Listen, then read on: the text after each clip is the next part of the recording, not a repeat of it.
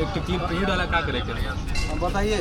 तो इस वक्त हम लोग कार्यालय ब्लॉक कार्यालय पे नियमताबाद में मौजूद हैं और यहीं पे राजेश गोस्वामी जी हैं जो धमाका टाइम संचालित करते हैं और ये सोनू सिंह जी हैं जो हेलो मित्र चलाते हैं और ये मयंक द्विवेदी जी हैं मयंक न्यूज इंडिया। हाँ, मयंक न्यूज इंडिया जी हैं जो देखिए हमें चाय पी रहे हैं और तीनों लोग इस टाइम प्रोटेस्ट को लेकर काफ़ी एक्टिव दिख रहे हैं और हम यहीं से स्टार्ट करेंगे मयंक जी से। जी तो आप दिल्ली के जंतर मंतर भी गए थे जी। तो आपसे ज़्यादा नज़दीक से कोई प्रोटेस्ट को देखा नहीं है जी। तो इस प्रोटेस्ट को लेकर आप क्या बताना चाहेंगे? जैसे में क्या जानना चाहते हैं, क्योंकि जैसे प्रोटेस्ट में तो बहुत सारी चीज़ें होती हैं। आपने प्रोटेस्ट में क्या क्या अजीब चीज़ें देखी कि जो चीज़ आपको अच्छा लगा और लगा कि नहीं ये चीज़ें होनी चाहिए? देखिए, अच्छा लगने की बात साइड रख के बुरी चीज़ों के बारे में पहले बात करते हैं। करिए। वहाँ पे जो सबसे बुरी चीज़ें थी, मान लीजिए छात्र हैं वो आंदोलन कर रहे हैं, नीट का पेपर लीक हुआ जो कि बहुत ही बुरी चीज़ थी, उसके लिए आंदोलन कर रहे हैं। ऐसा नहीं होना चाहिए। धर्मेंद्र प्रधान के इस्तीफा के लिए जो आंदोलन चल रहा था वो आंदोलन वो जीते भी वो लोग। धर्मेंद्र प्रधान जी जो है इस्तीफा दिए, लेकिन जो है हमारे देश के प्रधानमंत्री उनको भद्दी भद्दी गालियाँ देना, ये सब गलत चीज़ें थी जो कि काफ़ी वायरल भी हो रहा है, सभी लोगों ने देखा है। और उसमें समथिंग 20-25 दिनों से चल रहा था जो प्रोटेस्ट, उसमें बात बिगड़ने तब शुरू हुई जब वो प्रोटेस्ट 18 तारीख को सुबह 7 बजे सोनम वांगचुक जी को उठाया जाता है वहाँ से। उसके बाद जो भी छात्र थे, जो भी युवा थे, उनके अंदर जो है आक्रोश बढ़ने के बाद जो है उसके बाद 20 तारीख को जो है लाठियाँ चार्ज हुई जो कि बहुत ही निंदनीय रहा और वो नहीं होना चाहिए था। और उसके बाद जो है बहुत छात्रों और छात्राओं को जो है गलत तरीके से मारा गया, प्राइवेट पार्ट्स में भी डंडे मारे गए जो कि सभी लोगों को पता है।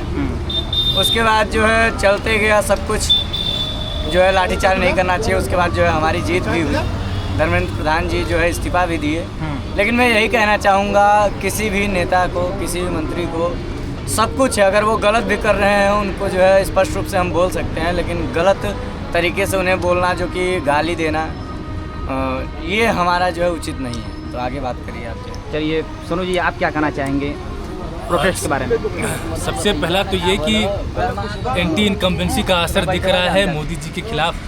और वो लोग ही बोल रहे हैं जो कभी मोदी जी के साथ हुआ करते थे, काफ़ी लंबे समय तक वो प्रधानमंत्री कुर्सी पर बैठे रहे। और जो प्रोटेस्ट है उसका एक सबसे बड़ा कारण ये कि मोदी जी मन की बात लगातार करते रहे पर मन की बात सुने नहीं, और यही कारण था कि युवाओं को लगा कि शायद हम मुख्य धारा से कट गए और प्रोटेस्ट के रूप में वो सामने देखने को आया। और एक और बात जिसका मैं खंडन करना चाहूँगा, आपने प्रोटेस्ट में देखा होगा कि जिंजी जिनको बोला जा रहा है उनके मुंह से बहुत सारी अभद्र गालियाँ, अभद्र भाषा देखने को मिल रही है। मैं उनको जिंजी की भाषा नहीं बोलूँगा क्योंकि वहाँ पर नीट के स्टूडेंट थे, वो स्टूडेंट थे जो कंपटीशन में बैठते हैं। हाँ, उस स्टूडेंट को मोहरा बनाकर कुछ लोग उसमें शामिल हो गए थे जो अभद्र भाषा का प्रयोग कर रहे थे। अभी आपने वीडियो में देखा हुआ कुछ लोग मुंह बांध कर तोड़ फोड़ करने का प्रयास कर रहे थे। तो हाँ, इस बात को स्वीकार किया जा सकता है कि स्टूडेंट्स के कंधे पर बंदूक रख कर कुछ लोग चलाने की कोशिश कर रहे थे। तो वो भाषा जिंजी की नहीं है, वो भाषा अभद्र लोगों की है। वो हमेशा रहे हैं, आगे भी रहेंगे, वो जिंजी की भाषा नहीं। तो जो रियल स्टूडेंट है जिंजी, आप उनको क्या मैसेज देना चाहेंगे? उनको यही संदेश दूंगा कि सिर्फ आपने अपनी ताकत को रियलाइज़ नहीं किया है, बल्कि पूरे देश ने आपकी ताकत को रियलाइज़ किया है और उनको लग रहा है कि आने वाला जो भविष्य है वो मजबूत पीढ़ी के हाथ में है। क्योंकि अगर सरकार नहीं सुनती है तो जो आज की जिंजी है वो सुनाने का भी मादा रखती है। मतलब आपका पूरा विश्वास है जिंजी पे? बिल्कुल। अब देखिए लास्ट में राजेश गोस्वामी जी हैं, तो आप एक लाइन में क्या कहना चाहेंगे इस प्रोटेस्ट के बारे में? एक लाइन में कहना चाहेंगे, जैसे टुल्लू भाई कहे कि आज का जो जेनजी है वो अभद्र भाषा का प्रयोग कर रहा है, तो पहले तो हमारे देश के प्रधानमंत्री खुद अभद्र भाषा का प्रयोग करते हैं संसद में। क्या बोले थे वो? 50 करोड़ की गर्लफ्रेंड, वो दीदी, वो दीदी, ये क्या है? अच्छा, जो मतलब कांग्रेस को तंज कसते हैं। हाँ भाई, वो अभद्र भाषा का प्रयोग खुद करते हैं, वो भी हमारे संसद भवन में करते हैं। तो आज का जो युवा है वो जेनजी है, ये मोदी जी के मन की बात नहीं सुनते हैं। अच्छा। रात में अपने गर्लफ्रेंड के मन की बात सुनते हैं। तो भाई मोदी जी, अब मन की बात उनका कौन सुनेगा? मोदी जी देखिए बुजुर्ग हो गए हैं, तो भाई आजकल का युवा अपने लोगों की मन की बात सुनता है। जैसे अपने प्रेमिका के मन की बात सुनेगा, अपने मम्मी पापा के मन की बात सुनेगा। अब मोदी जी इस प्रकार का मन की बात सुनाते हैं कि आज का युवा सुनेगा तो बेहोश हो जाएगा, नींद आने लगेगी।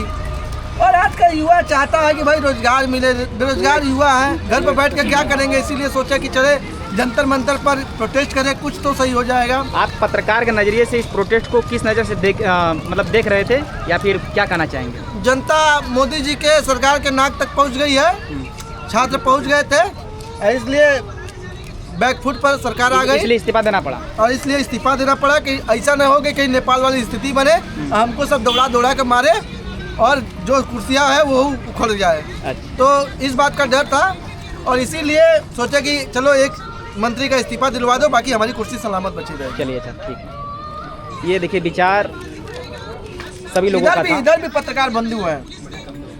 चलिए, अच्छा। संजय भैया, आप जो ये प्रदर्शन बीता है उसके बारे में क्या कहना चाहेंगे?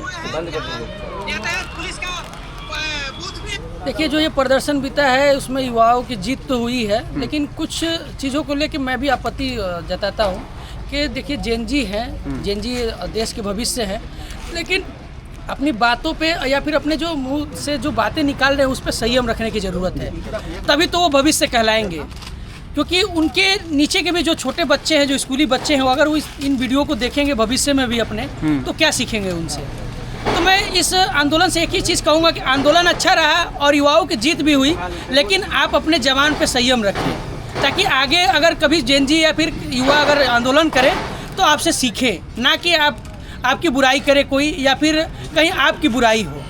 मैं बस यही कहूँगा। मतलब आपका यही मैसेज है? मेरा यही मैसेज है। देख सकते हैं कि सभी लोग, जितने भी लोग प्रोटेस्ट को, उधर भी हैं। आइए बात करिए, यहाँ पे जो है पत्रकार यहाँ भी हैं, उनसे बात करिए। चलिए, हमारे साथ KR समाचार के संपादक हैं, तो हम इनसे पूछना चाहेंगे आप प्रोटेस्ट को किस नज़रिए से देखते हैं और क्या मैसेज देना हमारे चाहेंगे? संविधान में अधिकार सबको है, कोई भी व्यक्ति शांतिपूर्ण तरीके से धरना प्रदर्शन कर सकता है, मगर धरना प्रदर्शन करने के भी अलग अलग नियम होते हैं। हालांकि अगर आप प्रोटेस्ट में देखेंगे तो प्रधानमंत्री के खिलाफ तमाम तरह की आपत्तिजनक पोस्टर वगैरह लगाए गए थे, जो कि किसी भी देश के लिए अपमानजनक चीजें ऐसी चीजें नहीं होनी चाहिए।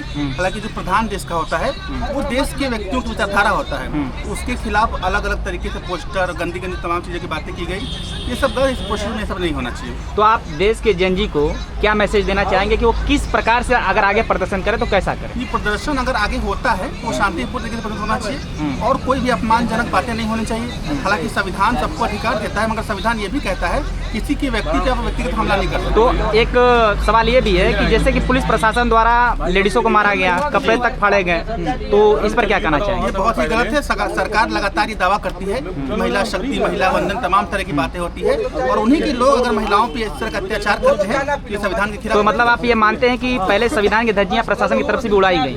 जी, है कि ऐसा नहीं होना चाहिए। महिलाओं होना पे चाहिए। ये जो अत्याचार हुआ ऐसा अत्याचार नहीं होना चाहिए, और यहाँ तक कि लाठियों में जो कील वगैरह लगाकर लोग मार रहे हैं ऐसा नहीं होना चाहिए, बहुत ही तो गलत। मिला जुलाकर गलतियां दोनों तरफ से हुई? जी जी जी बिल्कुल। और आगे जो भी प्रदर्शन हो इसमें शांतिपूर्ण तरीके से हो, और प्रशासन की तरफ से भी अपनी कमियों को सुधारा जाए जो इस बार हुआ है।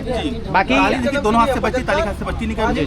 प्रशासन की भी गलती है और बच्चों की भी कुछ गलती है। ठीक है, अभी बोलना चाहिए। विनोद भाई